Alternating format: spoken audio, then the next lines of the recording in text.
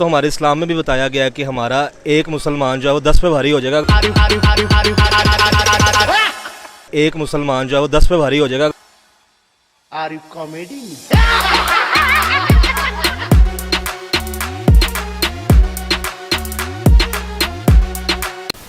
वो ये कहते हैं कि हम लोगों के पास इतना ज़्यादा डिफेंस में इन्वेस्टमेंट तो नहीं है, लेकिन हमारा एक बंदा भी उनके 2-2, 3-3, 4-4 पर भारी है।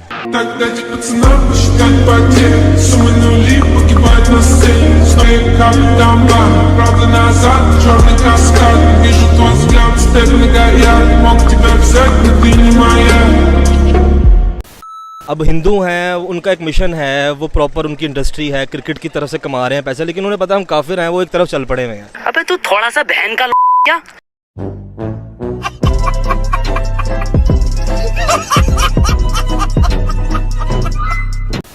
इतना बड़ा एक तो मुल्क है और वहाँ पे टैलेंट बहुत है, हर कोई अपने टैलेंट से बहुत आगे जाता है, किसी का सहारा नहीं लेते। तो इस वजह से वो मतलब अगर वो आ रहा है थर्ड पर आ रहा है तो जाहिर सी बात है अपनी मेहनत से अपने टैलेंट से आ रहा है।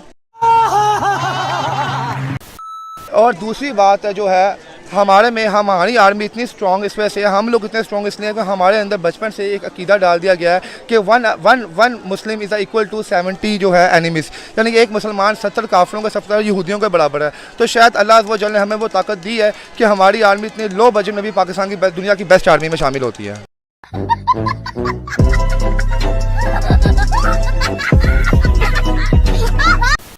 और बाकी ये है कि इंडिया को अगर ज़्यादा उन्होंने इन्वेस्ट कर दिए तो ये कोई बड़ी बात नहीं है। फ़ौज के अंदर आपको पता है कि वो एक जोश बलबला भी होना चाहिए जो कि पाकिस्तानी फ़ौज के अंदर ज़्यादा है।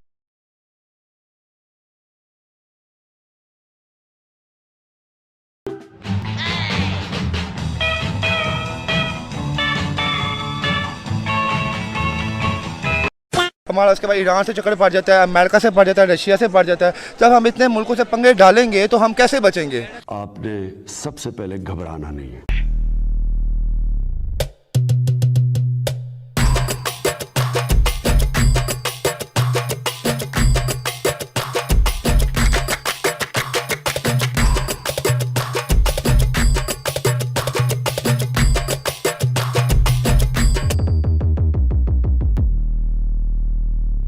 तो दोस्तों दुनिया के अंदर 3 ही महाशक्ति ऐसी है जो अपनी डिफेंस के ऊपर सबसे ज़्यादा पैसा खर्च करती है और इंडिया भी उन 3 कंट्रियों में आता है। भारतीयों के लिए सबसे बड़े प्राउड की बात है, गर्व की बात है कि हम उन 3 चुनिंदा अमीर देशों के अंदर आते हैं जो अपना डिफेंस में सबसे ज़्यादा खर्चा करते हैं।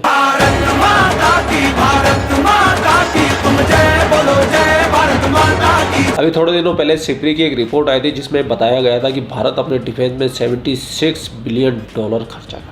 तो भारत अगर इतने रुपए अपने डिफेंस में खर्च करेगा तो पाकिस्तानियों के तो पेट में मरोड़ उठना लाजमी है भाई, लाजमी है। और पाकिस्तानियों की जहालत तो जग प्रसिद्ध है। तो वीडियो में तो मजा आने वाला है, शुरू करते हैं। तो एक रिपोर्ट आई है जिसके मुताबिक इंडिया जो है 3rd लार्जेस्ट कंट्री बन चुका है जो अपने डिफेंस में खर्च कर रहा है। क्या कहना चाहेंगे सर आप, इसको कैसे देखते हैं? और जो 2021 में उसने जो अपने डिफेंस में स्पेंड किया है वो $76 बिलियन से इन्वेस्ट किया है, क्या कहें? मैं यही कहूँगा कि आप देखें कि एक टाइम था जब मुसलमानों की हुकूमत थी। हज़रत उमर के दौर में भी हमने बहुत ज़्यादा रकबा फ़तह कर लिया था, लेकिन अब ये है कि हमारा हाल बदतर से बदतर होता जा रहा है। इसकी वजह ये है कि ना तो हम दुनिया की तरफ प्रॉपर आ रहे हैं और ना ही हम दीन की तरफ आ रहे हैं। अब हिंदू हैं, उनका एक मिशन है, वो प्रॉपर उनकी इंडस्ट्री है, क्रिकेट की तरफ से कमा रहे हैं पैसे, लेकिन उन्हें पता हम काफिर हैं, वो एक तरफ चल पड़े हुए हैं। काफिर का मतलब क्या है भाई? जो हमारे भगवान को नहीं माने वो काफिर, तुम काफिर हो। हमारा सनातन धर्म तो धरती है जब से भाई, तुम काफिर हो। तुमने धर्म परिवर्तन किया भाई, हम काफिर नहीं है, हम जेन्युइन है, तुम डुप्लीकेट हो। भारत का बच्चा बच्चा जय जय श्री राम बोलेगा। अगर हम इस तरह ही 2 कश्तियों में सवार रहेंगे तो आहिस्ता आहिस्ता मज़ीद हमारा हाल बुरा होता जाएगा। और मेरे ख्याल से किसी एक तरफ रह के हमें करना चाहिए काम ताकि हम तरक्की करें जिस तरह वो कर रहे हैं। और ये तो हमारे इस्लाम में भी बताया गया है कि हमारा एक मुसलमान जो है वो 10 पे भारी हो जाएगा अगर हम नियत के साथ काम करें तो। लो और सुन लो, एक मुसलमान 10 पे भारी हो जाएगा। भाई कैसे भारी हो जाएगा, कैसे भारी हो जाएगा? आ जाओ लड़के देख लो, ये मदरसे छाप ज्ञान है भाई, इसका कोई तोड़ नहीं है। एक मुसलमान 10 पे भारी हो जाएगा। ताउन मुल्क के सारे भूखे नंगे, 2-4 को छोड़ के, कतर, यूएई, सऊदी अरब को छोड़ के। वो भी तेल निकला है 1950 के दशक के बाद से, तो थोड़ा बहुत पैसा आ गया इनके पास, भूखे नंगों के पास। बातें सुन लो इनकी। बाकी देखिए अब आगे क्या होता है, आगे क्या नहीं होता। औकात में रहो। तो मैं यही कहूँगी कि वो जाहिर सी बात है, इतना बड़ा एक तो मुल्क है और वहाँ पे टैलेंट बहुत है, हर कोई अपने टैलेंट से बहुत आगे जाता है, किसी का सहारा नहीं लेते। तो इस वजह से वो मतलब अगर वो आ रहा है थर्ड पर आ रहा है तो जाहिर सी बात है अपनी मेहनत से अपने टैलेंट से आ रहा है। सही हो गया। मैम मेरी बात सुने, जब आपकी कंट्री के बाकी मुल्कों से मसला कोई हो, लड़ाई हो, जंग हो, तो सबसे पहले एक आर्मी ही है जिसकी पे आप ट्रस्ट कर सकते हैं। हम पाकिस्तान में रहते हैं, हमारा इंडिया से रिलेशनशिप खराब है, हमारा उसके बाद ईरान से चक्कर पड़ जाता है, अमेरिका से पड़ जाता है, रशिया से पड़ जाता है। जब हम इतने मुल्कों से पंगे डालेंगे तो हम कैसे बचेंगे? ना मेरे पास AK-47 है, ना आपके पास AK-47 है। AK-47 है तो पाकिस्तानी आर्मी के पास है।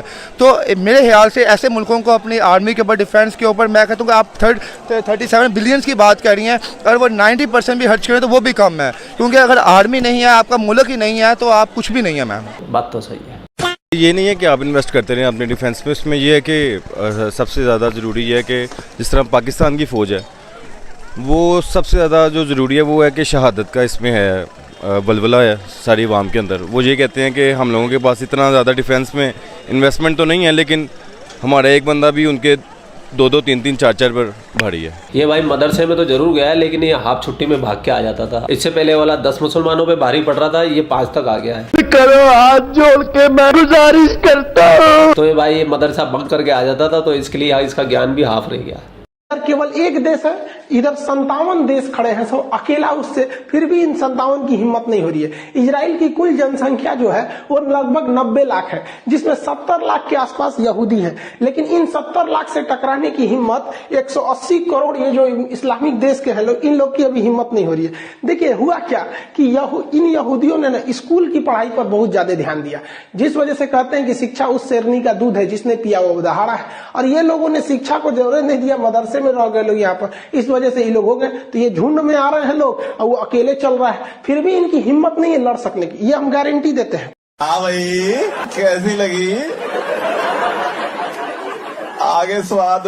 और फर्दर ये है कि पाकिस्तान को भी चाहिए अपने डिफेंस के अंदर जो है वो इन्वेस्ट करे, कुछ अपने करप्शन को और जो जेबें भरनी है उसको थोड़ा कम करे, और ताकि हमारी फ़ौज के पास भी ज़्यादा से ज़्यादा मिसाइल्स के लिए हो सारा तरीक़ेकार, और जिस तरह ठंडर तैयारा है जो पाकिस्तान के पास है, इस तरह के और भी बहुत कुछ होने चाहिए ताकि हम लोग भी अपने जो दिफाही मामलात हैं उनको अच्छी तरह चला सकें।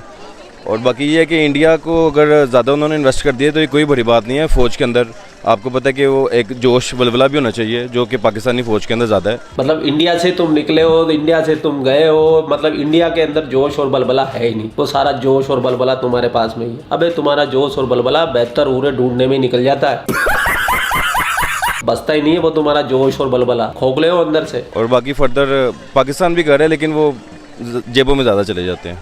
ओ चूना लगा दिया।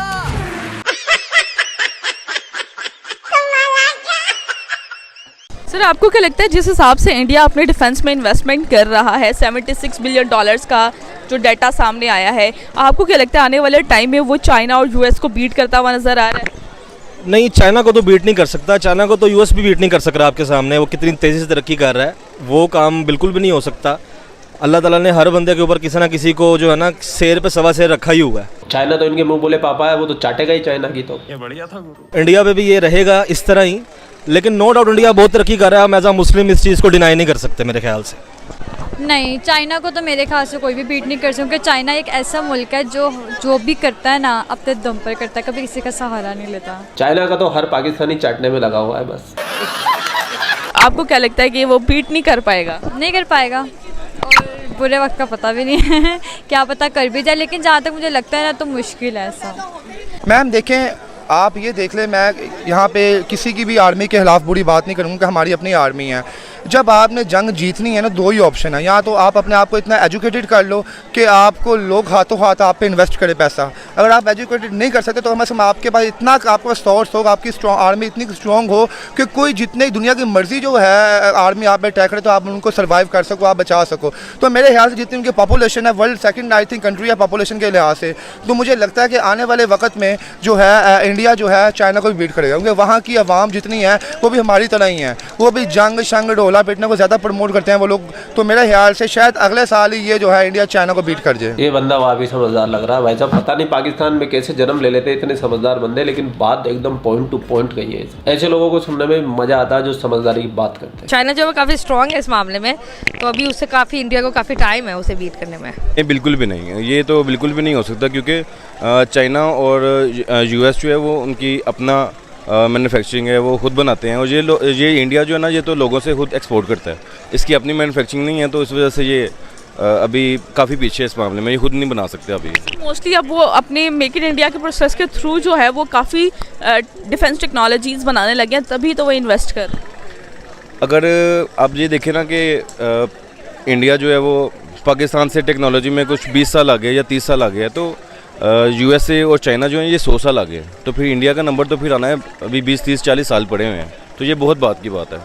तब तक दुनिया बहुत आगे चलेगी। दुनिया तो आगे चली जाएगी, लेकिन पाकिस्तान श्रीलंका से भी पीछे चला जाएगा, तो अपनी परवाह करो मेरे दोस्त। 70 साल हो गए हैं, 75 ईयर्स होने वाले हैं, ठीक है, जिसमें हम देखते हैं कि इंडिया जो है बहुत आगे निकल चुका है एक साथ अलग होने के बावजूद।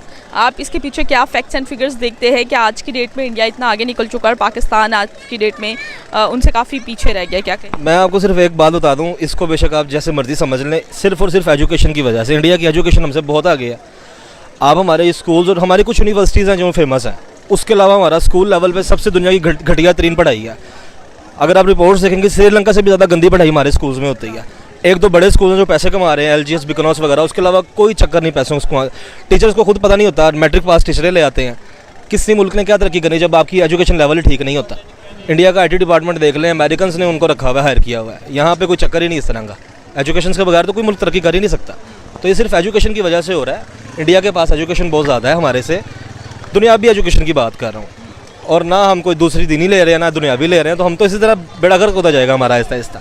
आप यकीन करें सिर्फ अल्लाह के सारे ज़िंदगी गुजर रही है, वरना जो हमारी करतूतें हैं ना, हमारा हाल बहुत मुल्कों से बुरा होना था। ये फिर भी अल्लाह ताला ने इज़्ज़त दी हुई है हमें थोड़ी बहुत। क्या बात है भाई साहब, वक्त बदल दिए, जज्बात बदल लिए, आपने तो अचानक से सच्चाई को स्वीकार कर लिया। क्या बात है, मेरी बातें सुन रहे हो क्या आप? नहीं। तो दोस्तों सुनिए आपने इन पाकिस्तानी जाहिलों की बातें, अनपढ़ गंवारों की बातें। मैं रिबाजी को भी एक करेक्शन करना चाहूँगा। रिबाजी, भारत और पाकिस्तान एक साथ आज़ाद नहीं हुए थे, आज़ाद सिर्फ भारत हुआ था, और भारत ने अपना अभिन्न अंग पाकिस्तान को दिया था, जिसको आज आप पाकिस्तान बोलते हैं। सही बात है। और आप लोगों के क्या विचार है इसके ऊपर? आपने पूरा वीडियो देखा है, आपको क्या लगता है? तो कमेंट जरूर कर दीजिए। कमेंट ऐसा करना चाहिए जब पाकिस्तानी जब आके पढ़े ना, तो उनकी आत्मा से चिंगारियां फूटे, बम फूटे उनके अंदर, वो बेहतर उरों के सपने ना टूट फूट जाए। तो ऐसे कमेंट करना, भड़कीले गाली गलौज मत करना, वो सारे स्पैम चले जाते हैं। सभ्य भाषा में पहलते हुए कमेंट करना, ठीक है। और ये थैंक यू का बटन पता है, ये यूज करने के लिए होता है, ये देने के लिए होता है क्रिएटर को, तो ये थैंक यू का भी इस्तेमाल कीजिए। ज़्यादा से ज़्यादा, खर्चा बहुत है भाई, कोई तरीका है भीख मांगने का? आप लोग अपना ख्याल रखिए। आपका भाई आपके लिए पाक मीडिया से रिलेटेड वीडियो लाता रहता है। जय हिंद, वंदे मातरम, जय श्री राम, जय श्री राम, जय श्री राम।